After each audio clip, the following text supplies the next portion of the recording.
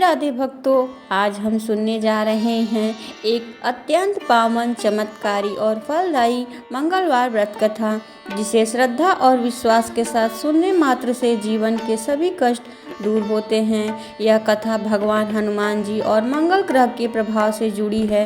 कहा जाता है जो भक्त सच्चे मन से मंगलवार का व्रत करता है और इस कथा को सुनता है, उसके जीवन में धन्य धाम, संतान सुख और शत्रुओं पर विजय प्राप्त होती है। आइए अब हनुमान जी और मंगल देव का स्मरण करते हुए कथा का श्रवण करते हैं। समय पहले की बात है, एक विशाल राज्य था जिसका नाम था विदर्भ देश था।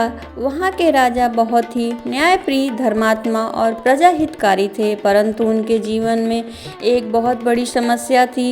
राजा के जीवन में सब कुछ होते हुए भी उन्हें संतान का सुख नहीं था। रानी भी अत्यंत दुखी रहती थी। कई वर्षों तक उन्होंने अनेक यज्ञ और पूजा, दान पुण्य किए, लेकिन उसका कोई फल प्राप्त नहीं हुआ। राजा के मन में निराशा बढ़ने लगी। राजा के मंत्री और पुरोहित भी चिंतित हो रहे थे। राज्य में एक महान ऋषि पधारे। उनका नाम था महर्षि लोमेश। राजा ने उनका भव्य स्वागत किया और अपनी समस्या उनके सामने रखी। राजा बोले, हे ऋषिवर, मेरे जीवन में सब कुछ है परंतु संतान नहीं, कृपया करके कोई उपाय बताइए। ऋषि मुस्कुराए और बोले, राजन, आपके जीवन में मंगल दोष है, जिस कारण से आपको संतान सुख नहीं हो रहा है। यदि आप श्रद्धा से मंगलवार का व्रत करें और हनुमान जी की पूजा करें तो आपकी सभी मनोकामनाएं अवश्य पूर्ण होगी। ऋषि ने राजा को व्रत की विधि बताई। प्रत्येक मंगलवार को प्रातःकाल स्नान करके लाल वस्त्र धारण करिए, हनुमान जी की प्रतिमा के सामने दीपक जलाएं और लाल फूल, गुड़ और चने का भोग लगाएं। पूरे दिन उपवास रखें, वस्त्र धारण करें और हनुमान जी की प्रतिमा के सामने दीप जलाएं, लाल फूल, गुड़ और चने का भोग लगाएं। पूरे दिन उपवास रखें। शाम को यह मंगलवार व्रत कथा सुने। ऋषि ने कहा, यदि तुम 21 मंगलवार तक पूरी श्रद्धा से करोगे तो तुम्हारे जीवन में चमत्कार होगा। राजा और रानी ने पूरी श्रद्धा के साथ मंगलवार व्रत प्रारंभ किया। हर मंगलवार वे हनुमान जी के मंदिर जाते, पूजा करते और कथा सुनाते। पहले कुछ हफ्तों तक कोई परिवर्तन नहीं हुआ, लेकिन उन्होंने विश्वास नहीं छोड़ा। 21 मंगलवार की रात एक चमत्कार हुआ।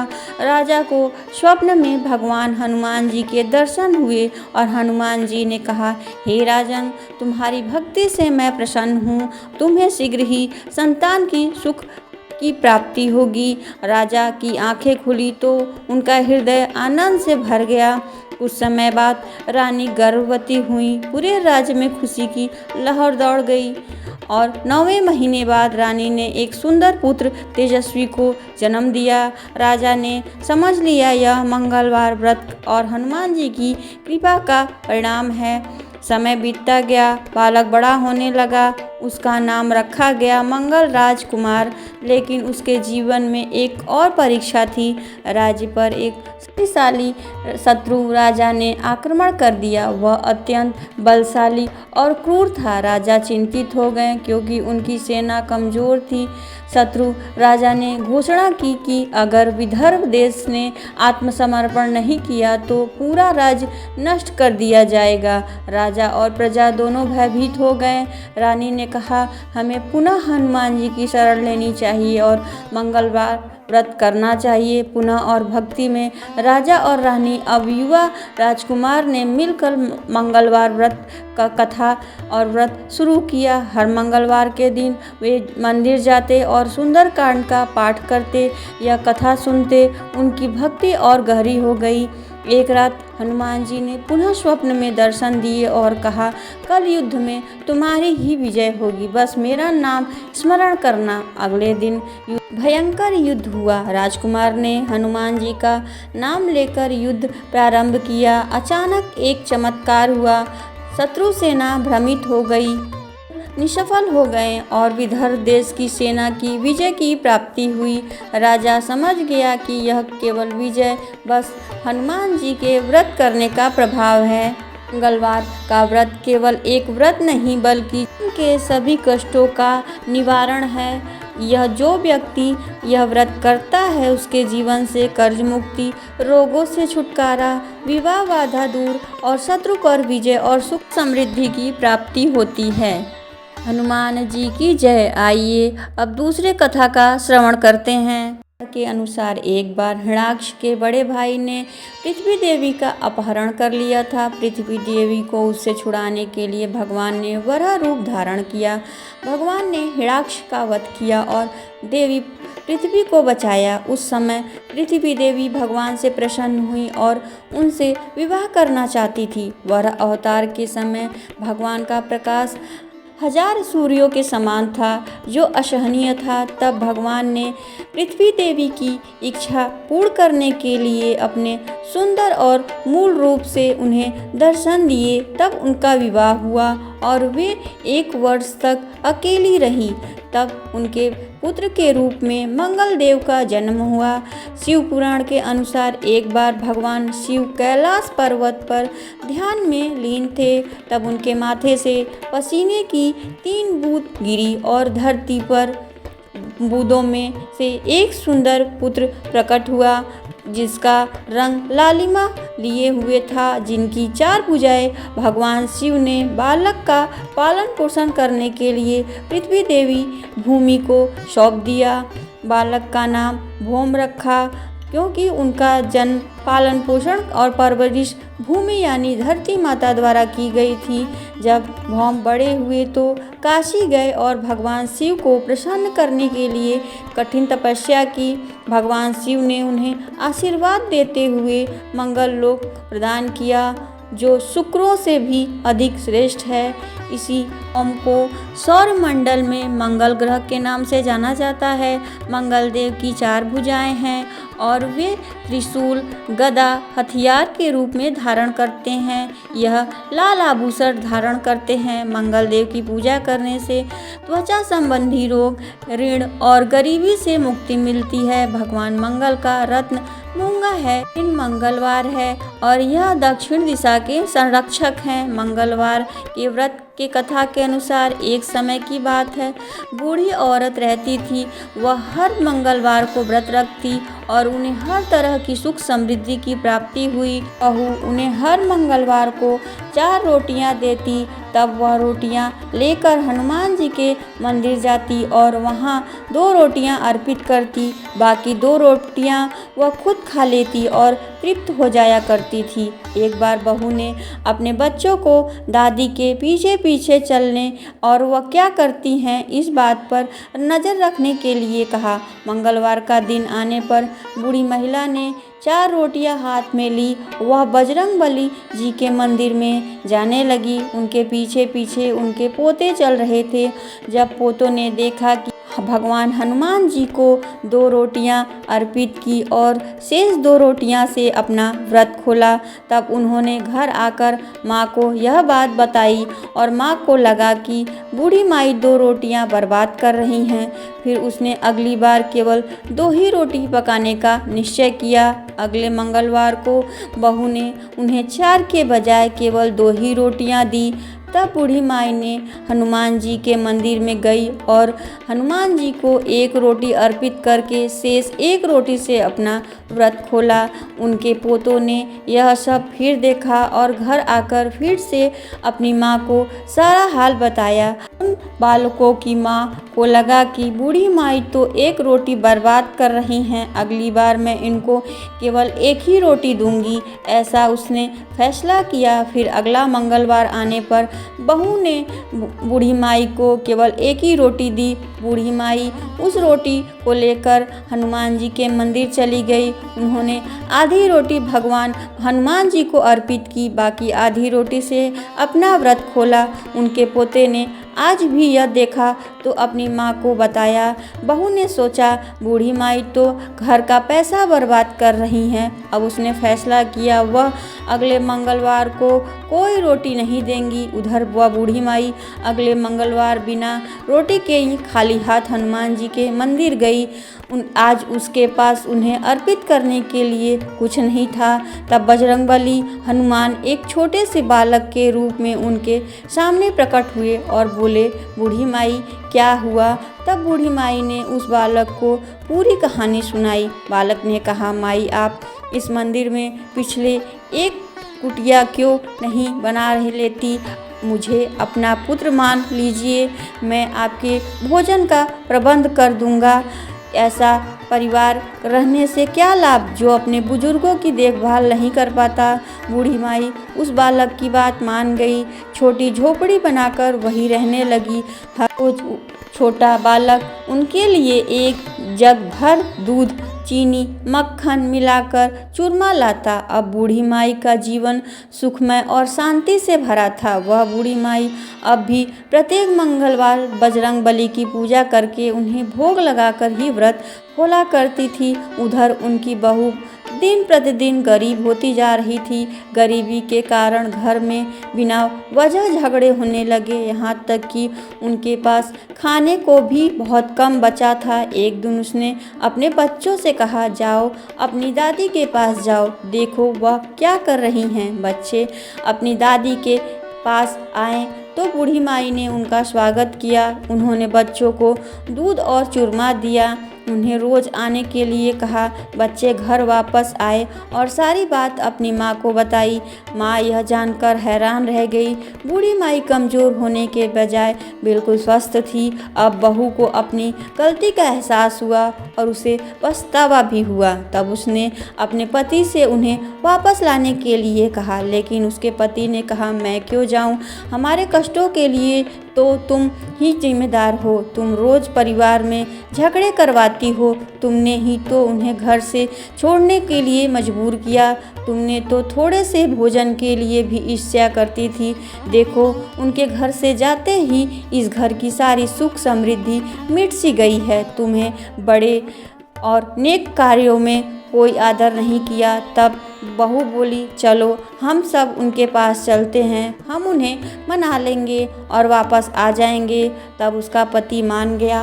वे बूढ़ी माई के पास गया और वहां जाकर उन्होंने देखा कि एक छोटा बालक बूढ़ी माई के पास बैठकर उन्हें भोजन परोस रहा है। बूढ़ी माई की बहू अपनी सास के चरणों पे गिर पड़ी, अपनी गलतियों के लिए क्षमा मांगी। बूढ़ी माई ने उस बालक से कहा, मैं उनके साथ जाऊं क्योंकि उन्हें अपनी गलती का एहसास हो गया। बालक ने कहा, हाँ माँ जी, आप जा सकती हैं। अगर आपको कोई परेशानी हो तो फिर से आप वापस आ जाइएगा। अब बूढ़ी माई अपने परिवार के पास वापस लौट गई। अब भी बूढ़ी माई प्रत्येक मंगलवार का व्रत करती, लेकिन अब उनकी बहू ने कभी भी हनुमान जी को भोजन का आधा भाग अर्पित करने पर कोई आपत्ति नहीं जताई। उनके घर में फिर से सुख समृद्धि लौट आई और वे सभी सुखमय जीवन बिताने लगे। एक बार ब्राह्मण दंपत्ति थे, उन्हें कोई संतान की प्राप्ति नहीं थी। इस कारण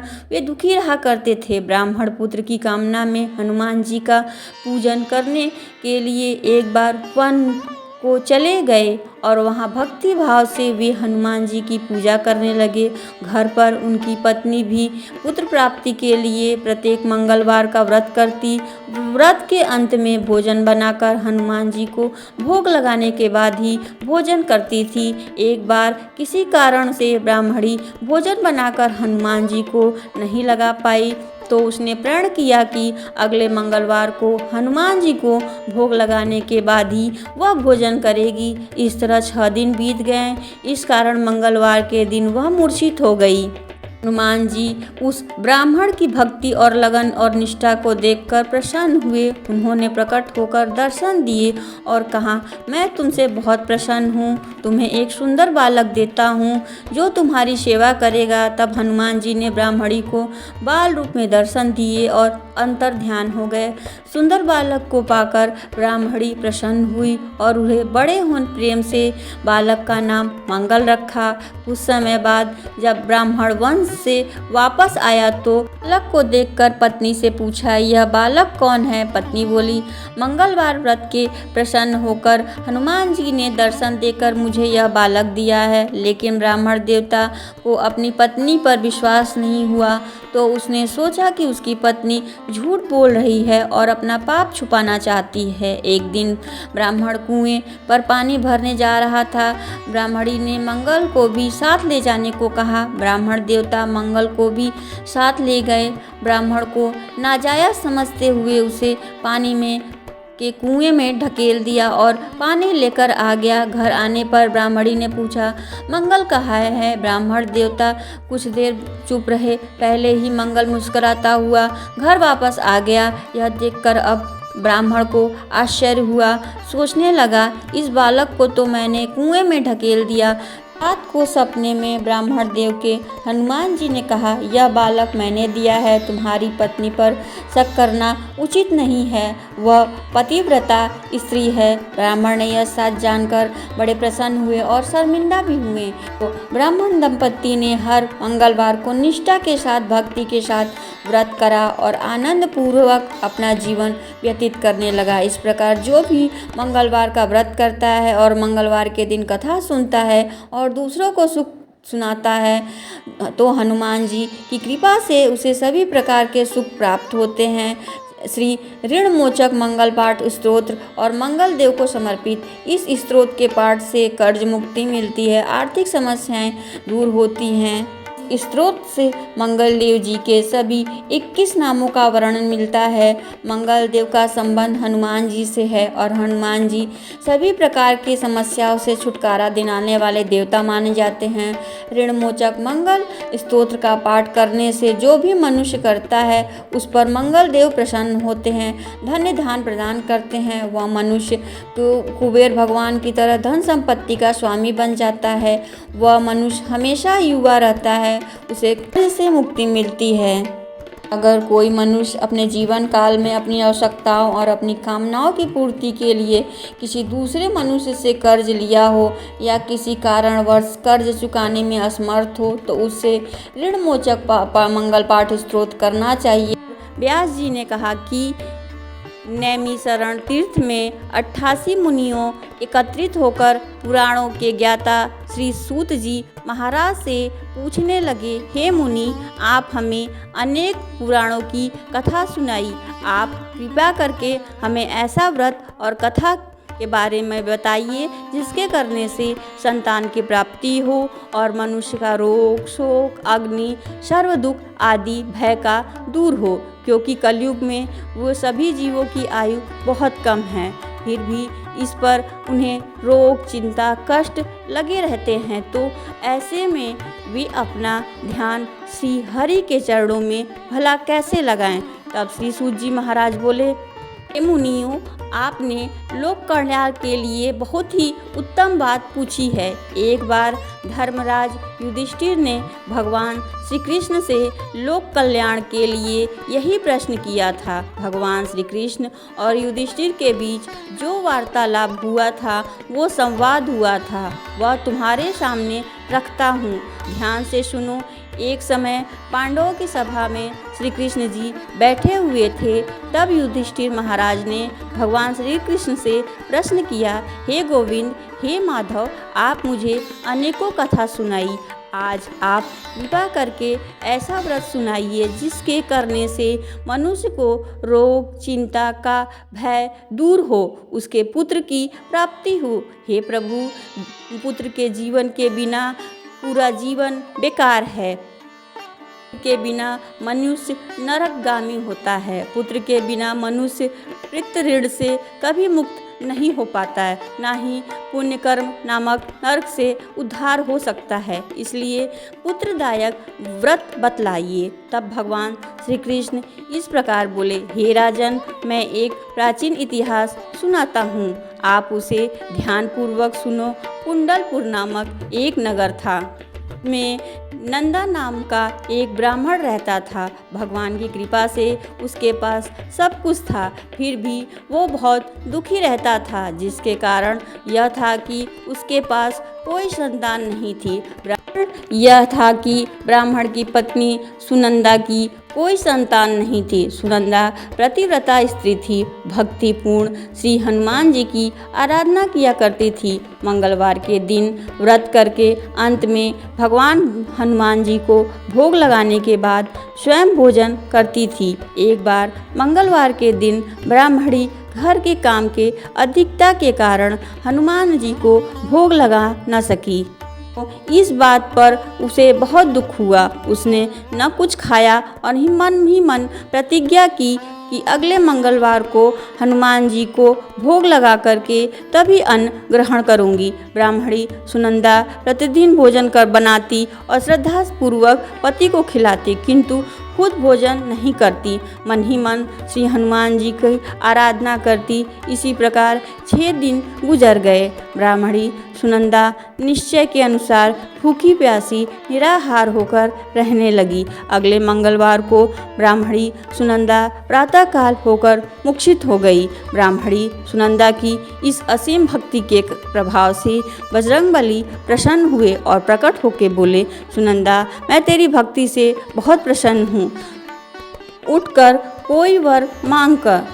सुनंदा अपने आराध्य देव श्री हनुमान जी को देखकर आनंद से विहल हो गई और हनुमान जी के चरणों में गिरकर बोली, हे प्रभु, मुझे कोई संतान नहीं है, कृपया करके मुझे संतान प्राप्ति का आशीर्वाद दे दीजिए, तो आपकी अति कृपा होगी। तब बजरंगबली जी बोले, तेरी इच्छा अवश्य पूर्ण होगी, तुम्हें सुंदर कन्या की प्राप्ति होगी, जिसे अष्टांग प्रतिदिन सोना दिया करेंगे। ऐसा कर बजरंगबली अंतर ध्यान हो गए। अब तो सुनंदा बहुत प्रसन्न हुई, सभी समाचार अपने पति को सुनाया। ब्राह्मण देवकन्या का वरदान पाकर बहुत दुखी हुए, किंतु सोना मिलने की बात सुनी तो प्रसन्न हो गए। सोचा कि ऐसी कन्या के साथ तो मेरी निर्धनता भी दूर हो जाएगी। अब बजरंगबली की कृपा से ब्राह्मणी जल्दी गर्भवती हुई। 10वें महीने में बहुत ही सुंदर पुत्री की प्राप्ति हुई। वह पुत्री अपने पिता से घर में ठीक उसी तरह से बढ़ने लगी जिस प्रकार शुक्ल पक्ष का चंद्रमा बढ़ता है। 10वें दिन ब्राह्मण उस बालिका का नामकरण संस्कार कराया। उसके कुल पुरोहित ने बालिका का नाम रत्नावली रखा, क्योंकि यह कन्या सोना प्रदान करती थी। इस कन्या ने पूर्व जन्म में बड़े ही विधान से मंगल देव का व्रत किया। रत्नावली का अष्टांग बहुत सा सोना देता। उस सोने से नंदा ब्राह्मण बहुत जल्दी धनवान हो गया। उसके पास सारा धन था, जिस कारण वह ब्राह्मणी भी अभिमान करने लगी। समय बीत रहा था। अब रत्नावली 10 वर्ष की हो चुकी थी। एक दिन जब नंदा ब्राह्मण बहुत प्रसन्न था, तब सुनंदा ने अपने पति से कहा, पुत्री रत्नावली विवाह के योग्य हो गई, अतः कोई सुंदर योग्य वर देखकर इसका विवाह करा दीजिए। यह सुनकर ब्राह्मण बोला, अभी तो रत्नावली बहुत छोटी है। तब ब्राह्मणी बोली, शास्त्रों की आज्ञा से कन्या 8 वर्ष से और गौरी 9 वर्ष में, रोहिणी 10वें वर्ष में कन्या, इसके बाद रजस्वला हो जाती हैं। गौरी के दान से पाताल लोक की प्राप्ति होती है, रोहिणी के दान से वैकुंठ लोक की प्राप्ति होती है और कन्या दान से इंद्र लोक में सुखों की प्राप्ति होती है।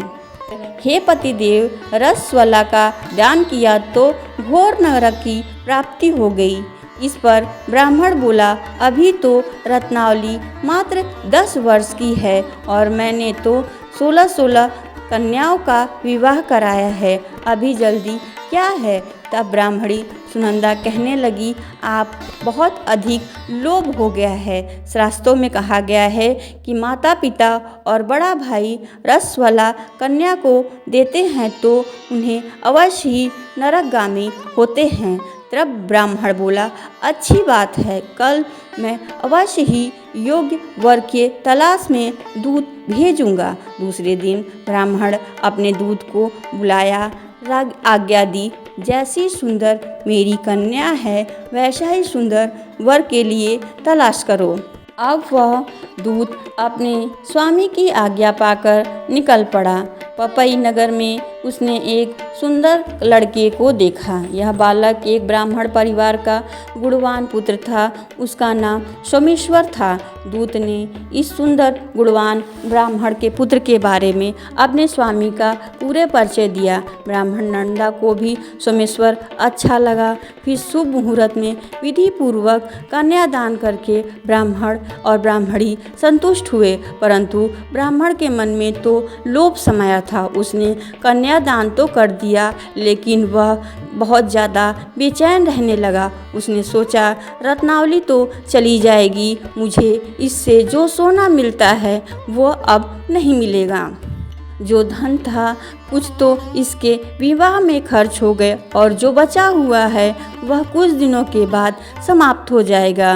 मैंने तो इसका विवाह करके सबसे बड़ी भूल कर दी। अब कोई ऐसा उपाय हो रत्नावली मेरे घर में ही बनी रहे, अपने ससुराल न जाए। लोरूपी राक्षस बाप के मस्तिष्क में छाया जा रहा था।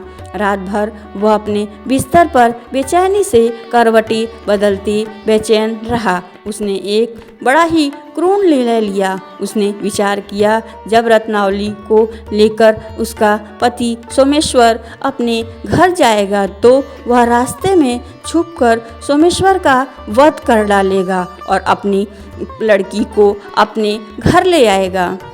नियमित रूप से उसे सोना मिलता रहेगा। समाज का कोई भी मनुष्य उसे दोष नहीं दे सकेगा। प्रातः हुई तो सुनंदा ने अपने जमाई तथा लड़की को बहुत सारा धन देकर विदा किया। सोमेश्वर अपनी पत्नी रत्नावली को लेकर ससुराल की तरफ चल दिया। रास्ते में नंदा महालोभ से वशीभूत होकर अपनी मति भ्रष्ट कर चुका था। पाप पुण्य का कर्म उससे कोई विचार नहीं रहा। अपने भयानक क्रूर निर्णय को अंजाम को देने के लिए उसने अपने दूत को मार्ग में जमाई का वध करने के लिए भेजा, ताकि रत्नावली से मिलने वाला सोना उसे हमेशा मिलता रहे, वह कभी भी निर्धन ना हो सके। ब्राह्मण के दूत ने अपने स्वामी की आज्ञा का पालन करते हुए उस जमाई सोमेश्वर का मार्ग में वध कर दिया। समाचार मिलने पर ब्राह्मण नंदा मार्ग में पहुंचा और रोती हुई अपनी पुत्री रत्नावली से बोला, हे पुत्री, ने तुम्हारे पति का वध कर दिया। भगवान की इच्छा के आगे किसी का वश नहीं चलता। अब तू घर चल, वहाँ ही रहकर शेष जीवन बिताना। जो भाग्य में लिखा था वही होगा। अपने पति की अकाल मृत्यु से रत्नावली बहुत दुखी थी। करुण रुंदन और रोते हुए वह अपने पिता से कहने लगी, हे पिताजी, इस संसार में जिस स्त्री का पति नहीं है उसका जीना व्यर्थ है। मैं अपने पति के साथ अपने शरीर को भी जला दूंगी। सती होकर अपने इस जन्म को माता पिता को और सास ससुर के यश को सार्थक करूंगी।